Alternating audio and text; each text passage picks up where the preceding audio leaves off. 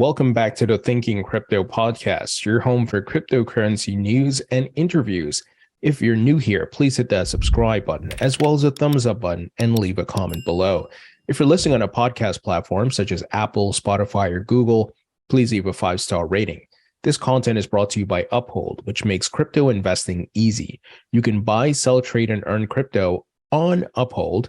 And I've been using this platform since 2017. They have 10 plus million users, 200 plus cryptocurrencies, and they're available in 150 countries.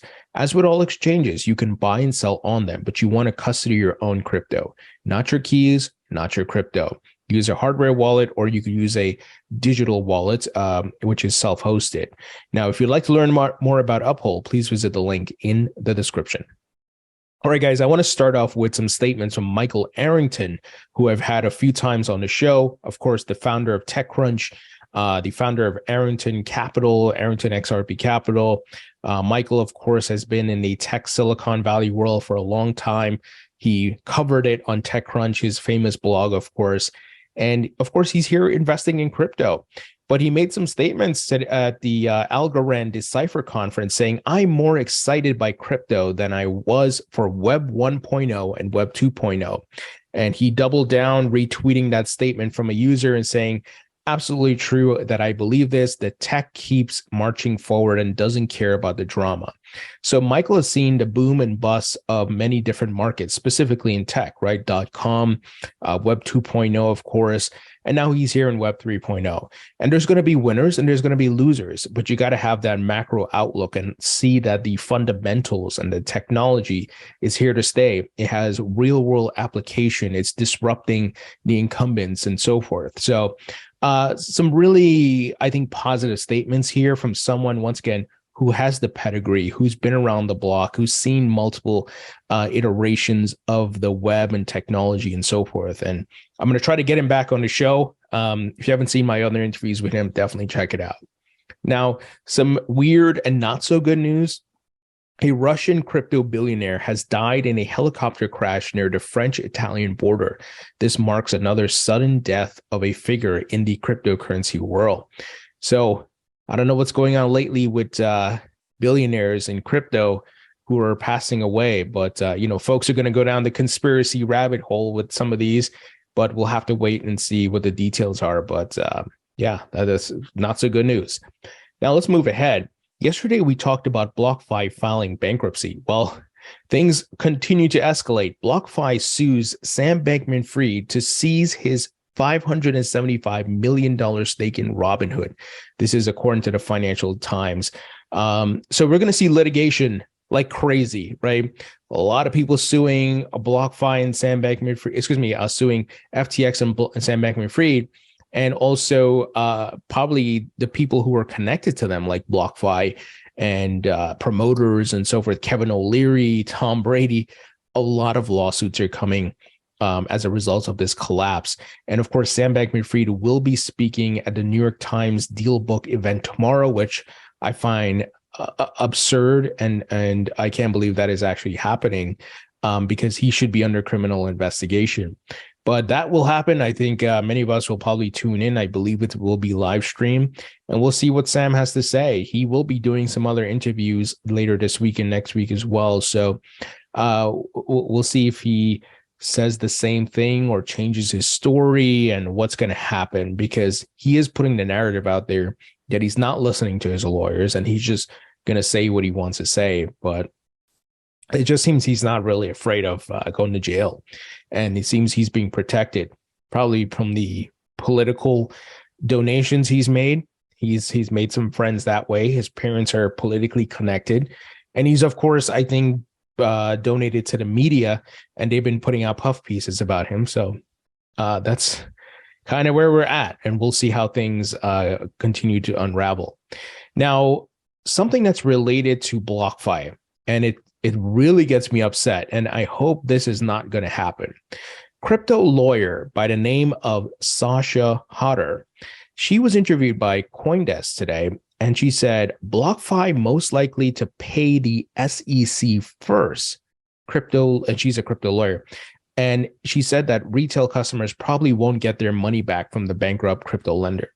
So the TLDR here is the SEC had fined BlockFi $100 million. Apparently, only $70 million was paid to the SEC from BlockFi. So BlockFi obviously owns $30 million. But BlockFi filed for bankruptcy, and there's a lot of customers who can't access their funds. Should the SEC get $30 million, or should that $30 million be given to the users who lost their money?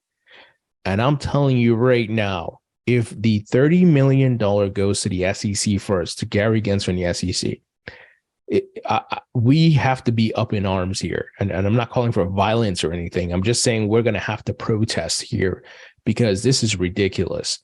And it would just be like total corruption because, as we talked about yesterday, the SEC brokered this whole BlockFi situation on both sides, right? One of the guys who was on the enforcement team who was there while they issued the penalty against BlockFi left to go work at BlockFi.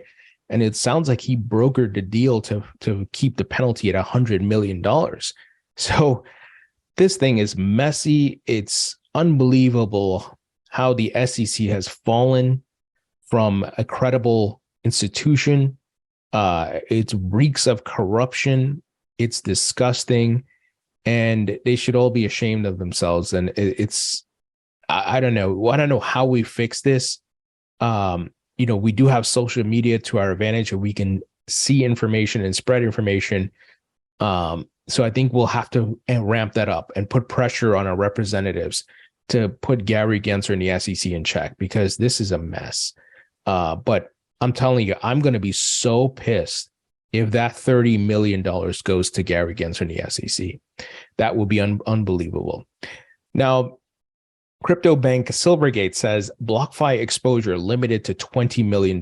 So they were invested in BlockFi, and they're working to reassure customers of their solvency in light of multiple bankruptcies across crypto, including BlockFi. So some of these big crypto VCs, hedge funds, banks that made investments in FTX and BlockFis and the Celsius and the Voyagers of the world, they're feeling it. It's probably really tough because that money is gone. It is gone, burned to the ground, blown away in the wind. That's it. So we'll see if some of these investors come out okay, but it really sucks, right? It's not just the retail folks, it's these institutional folks who are getting hit as well. Now, here's kind of the big news today. Coinbase Wallet, not Coinbase.com or the Coinbase app, but the wallet specifically, will stop supporting Bitcoin Cash, Ethereum Classic, Stellar Lumens, and XRP, citing low usage. The crypto wallet plans to stop support for the 4 tokens on December 5th, but added any remaining funds would still be tied to users' existing addresses. So once again, this is the wallet. You can still go on Coinbase.com or the app and deposit and withdraw XRP and some of these other tokens. But if you're using the wallet specifically, you won't have that support. Now, Bitcoin Cash, Ethereum Classic, and XLM makes sense to me. Like there's not much of a strong community. There's not much usage there. XRP, the only reason that there's no low usage is because they delisted it, right? Along with other exchanges in the United States because of this stupid SEC lawsuit. So that it's not the fact that, XRP is low usage overall. It's just on Coinbase, because of course you can't trade it. So people are not even going to do that. And the majority of folks, do keep their crypto on hardware wallets. That's what I do. Do I have some crypto on certain exchanges? Yes. That I swing trade or, I'm doing different things with it. But majority of my crypto holdings are in hardware wallets, me holding my private keys backed up and so forth. So just an update on this, guys. If you're using Coinbase Wallet, just heads up, but this should be like another reason for you to get a hardware wallet. I use the Ledger Nano S and X. It's worth taking the time to learn it and, just custody your own crypto, and you could put that wallet in a safe. You have your private keys. You can back that up accordingly. You can put it in a safety deposit box, whatever you want to do. But, you can sleep at night. You don't have to worry about anything crashing and going down and you can't access your funds. So just an update there. Now, Solana's top crypto wallet looks to Ethereum Polygon next. So Solana focused crypto wallet Phantom is tapping Ethereum and Polygon for its expansion plan. This is interesting because Solana, heavily connected to FTX, has had a lot of downtime and a lot of problems, and I don't care for Solana anymore because of all these issues, because of the FTX stuff. I think Solana is going to be in big trouble. We'll see. It could rebound. It could, after a few years, maybe make a return. But there's just so many bad things happening with Solana that I want to stay away and fan them, which of course started on Solana. They're expanding to Ethereum and Polygon here, which I think may be a sign, right? They're like, we got to get the hell out of here. We got to go move to some more credible and sustainable blockchains. So the self-custody wallet, which is built on closed source code, will take aim at Ethereum ecosystem stalwarts such as MetaMask, which is open source. Phantom's likely bet is that its slick user interface will power it forward on the system, just as it did with Solana, where it says it has 3 million active users. So I've used the Phantom wallet. It's not bad. It's pretty good. And but hopefully they're able to go, have the same experience on Ethereum and Polygon and other blockchains. But I think this is a sign, though, they're getting the hell out of the Solana ecosystem. Let's move ahead here. Hut 8 halts Bitcoin mining facility amid energy dispute. Hut 8 could see its hash rate cut by 20% as the stoush with an energy supplier causes problems at its Ontario facility. This is one of the downsides of mining, and it is what it is, right? In order to gain Bitcoin, and secure the network and all that, there has to be mining. And there's obviously a lot of mining happening in the United States now, but there's always that risk of your energy being turned off. And of course, the price of Bitcoin being down where it's at right now, and it's not profitable to mine, or, it kind of ebbs and flows when you're profitable, when you're not profitable. It's a tough time. And that's where bear markets are tough. And hopefully some of these miners, they build their cash reserves and they're able to get through this crypto winter. I'm not saying mining is bad. I'm just saying that, this is one of the challenges, is one of the risks here. And I'm bullish on Bitcoin. I hold Bitcoin in my portfolio. I diversify. Bitcoin has made me money. I think it's digital gold, a great store of value. Is it a great payments rail, a great payments technology? No, clearly not, right? And I keep it real, but you're trying to build a Lightning network to fix that. But once again, I don't feel like Bitcoin's made for payments. I feel there's other faster cryptos out there, like XRP, like Algorand and others, even Stellar Lumens, right? But this is where, when at the beginning of the video, when I talk about Michael Arrington, there's going to be winners, it's going to be losers. There's going to be different use cases. So we'll have to see how all these things pan out. But what you want to catch is where we're at right now in the early days of crypto is the speculative bull runs to make money. And there will eventually be the utility bull runs, where the winners are going to be around and those who are not, good, or, they're not adopted, will die. That's the facts. Those things have happened in other markets. Just go look at the .com boom. So we'll see what happens with some of these mining firms, but don't be surprised if some of them file for bankruptcy or have to shut down. Now, despite all the crypto winter, the bear market, FTX, Blockfi, and so forth, things are still progressing. The Brazilian lawmakers have approved a bill regulating the use of Bitcoin and crypto as payment. The bill recognizes cryptocurrencies as digital representations of value that can be used as a means of payment and as an investment asset in the South American nation. It does not make Bitcoin or crypto a legal tender in the country. But this is, guys, amazing step forward. I mean, Brazil is one of the largest countries in the world, and they're regulating the use of it. They're not banning it. They're regulating it.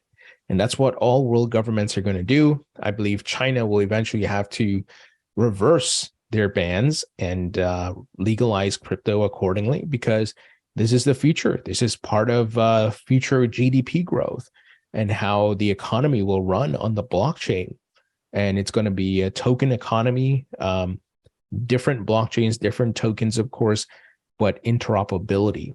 And that is what's coming. And we're seeing the groundwork, the infrastructure being laid out here. Finally, speaking of token economy, India will start testing its retail central bank digital currency, aka CBDC, on Thursday in 4 cities with 4 banks. It has arrived.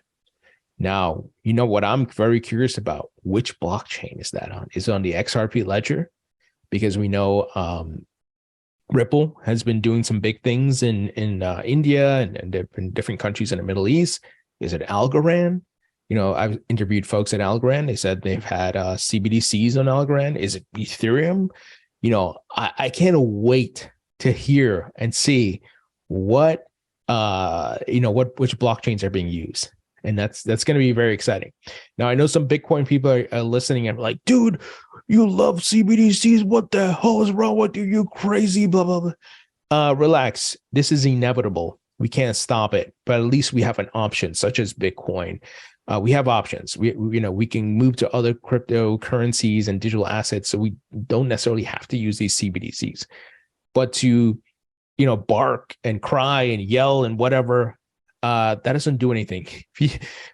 I don't see anybody putting out legislation to try to stop CBDCs here, right? This is inevitable. All the world banks, all the central banks are doing it, and a lot of the Bitcoin maxis like to huff and puff, and maybe it's part of the narrative, right? But you ain't stopping this. This is coming. This is the government's adopting blockchain and tokenizing on it and tokenizing fiat. So that's the news, my friends. Let me know what you think. Leave your thoughts and comments below. Hit the thumbs up button, share this video, and I'll talk to you all later.